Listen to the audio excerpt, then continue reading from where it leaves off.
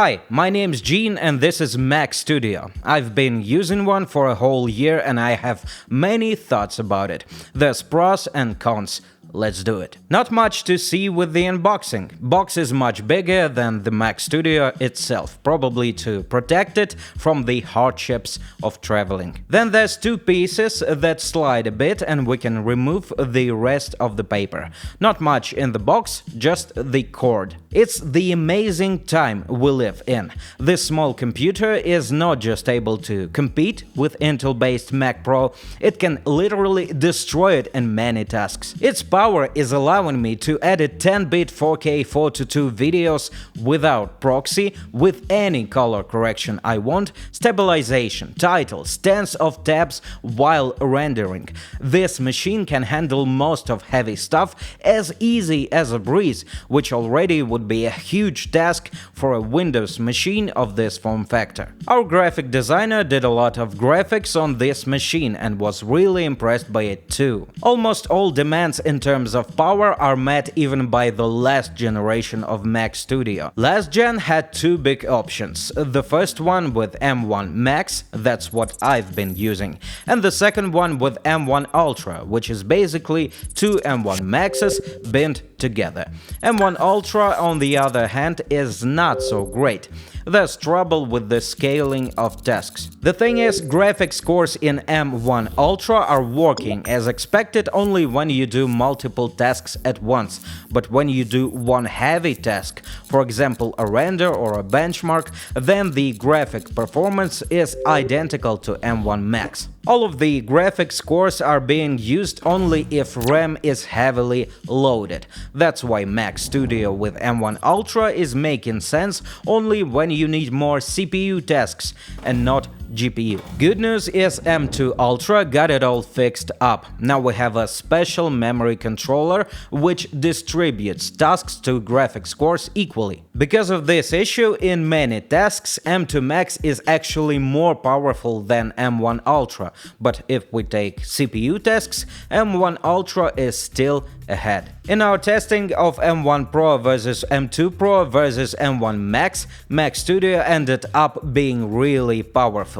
The new generation is about 25% more powerful than the last. And it's not just the power, the cooling is amazing. M1 Max gets no hotter than 75 degrees Celsius, and the most powerful M2 Ultra is at 85 degrees Celsius at maximum. Behavior of the coolers is really lazy, they rarely get up more than 10% of maximum capacity. It's a good thing for a motherboard. It'll live longer when it's not in boiling water heat, but also it's an improvement for working mood. It's one of the quietest computers I've ever worked with. It's as quiet as a MacBook Air, which doesn't have coolers at all. Although there may be a slight problem. Some people reported a slight whistle using Mac Studio.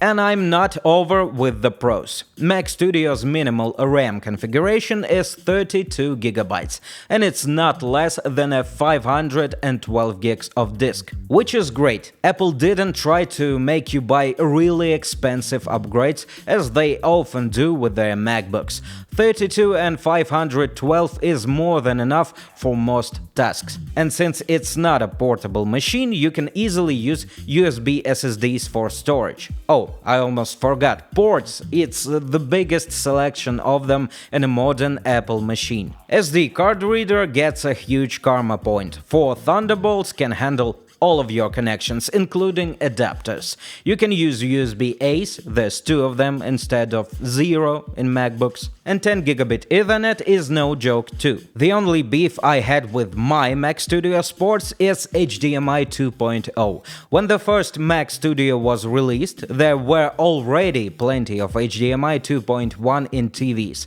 And you see, I work with the LG C1 as a monitor, and it was a bummer I could have worked in 120 Hz and ended up in 60 instead. And no, you can't use any DisplayPort to HDMI adapters. They will give you the same 4K 60 just as Mac Studio Sport. M2 Max and M2 Ultra versions got that fixed too. There's HDMI 2.1 port in both of them. And new versions of both Bluetooth and Wi-Fi. Well, that's the thought. Mac Studio is unparalleled as a professional machine.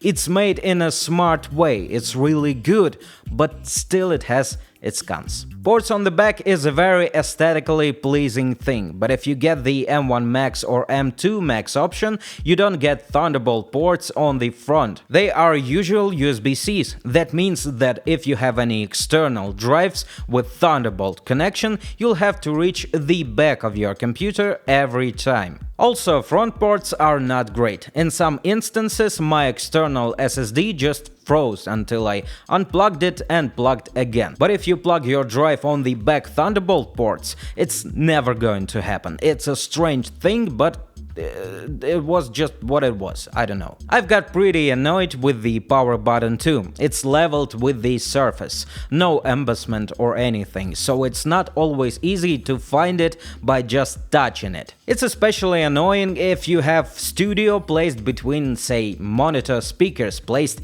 horizontally. It's not so easy to reach and not so easy to turn it on. Speakers are just technical. They will allow you to hear a tum when you turn your computer on and check if audio is playing, but no more than that.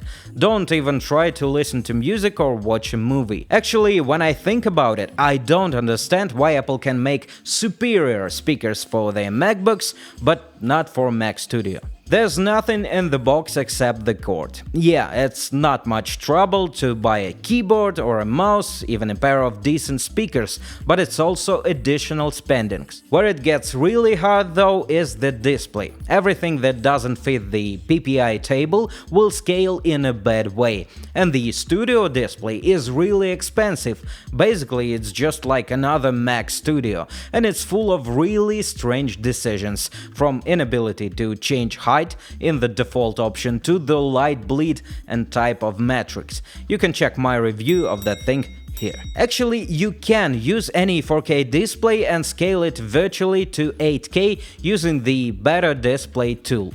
Don't try it with M1 Pro though, it can't do it that well. So, when it comes to year of work, I was really impressed with this Studio and really liked it. But there were several times I wanted to work outside or just take my computer with me, and that's an easy fix. You just buy a MacBook instead of a Studio. So, I'll advise wisely. If M1 Max or M2 Max performance is enough for you, just go and buy MacBook Pro. It'll have everything in it. Screen, keyboard, speakers. Yeah, it will probably get more warm and probably will need an adapter for your USB-A ports. But it's worth it. You simply get a portable machine which you can easily take to another city or just off the table. On the other hand, if you need more power than that, buy an M2 Ultra Studio.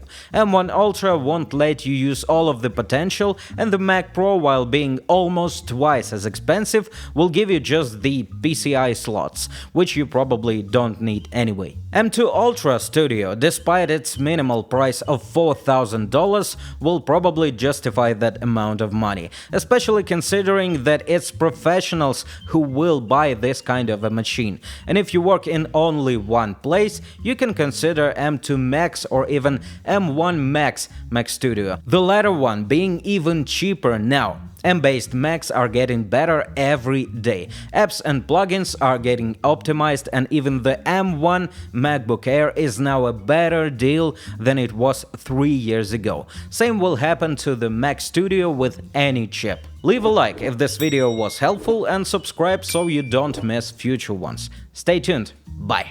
Bow.